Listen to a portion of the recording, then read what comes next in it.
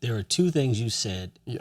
in that story that are extremely important. You said something about life's not going to give you a direction in the GPS. Yes. The problem is nobody has a destination. So if you grab your phone and you hit an address, there's your destination. Yes.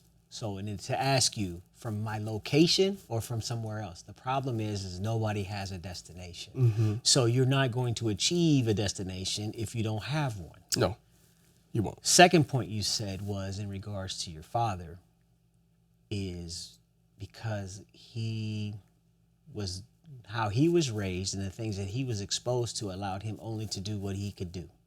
And it's something that as a child growing up, you don't understand until you become an adult, realizing that adults only can do what they that adults can only do what they do based on what they have, what's available to them.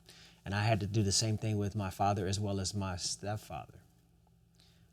Because, you're angry as a child because these are the people that are supposed to be pouring in your life. Well, see, I was one whose father did not want him. So my mother was 17, my father was 17. My father was given a choice. His mother told him, if you accept this child, we won't send you to school. My mother said, you got to do what you got to do. And she did what she had to do. Well, so you're telling me that one, I'm worthless. Your education is more important than me. But not understanding that he was 17 years old. I didn't get that till I was older. But, you figure, well, I'm unwanted. See, I'm not, and then the things that the enemy decides that he wants to feed you on top of that and not really looking at the big picture.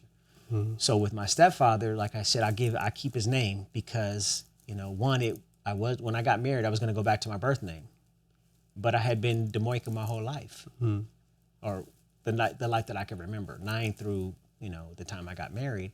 And I thought about it, I was like, well, I've established this name. This is who I am. Well, the difference now if I go back, now I disconnect from my mother and my brother. So now there's a sense of disconnection and then give them the feeling that they're not wanted. And so I wanted to go back to something. So it was like, okay, so growing up, I was marked Demoka, but I changed it because it's spelled Demoika, and I like the flair of Demoika. It has a nice, because I was tired of mocha almond fudge and all the other mochas. I got tired of that. So now it's like, now I have an opportunity to change the name. It's like, yes, you that was your name. You're no longer here. I have the banner. Let me take it. And so those are the important part. Those are the things that you learn in life. And this is conversations we're going to have on this show is because these are things that we need to discuss. And so, generation curses or blessings are extremely important. And I know in these conversations that we have, and not hopefully, you will continue to watch and you will definitely get more of it. But these conversations need to be had because for generations, we've had these secrets that no one's talking about. And so it's important for the next generation, because I have 3 kids and I have these conversations with my kids constantly. And because I didn't get them. And so I wanted to make sure my kids got what I didn't get. You said something about your dad was, you didn't want to be like that.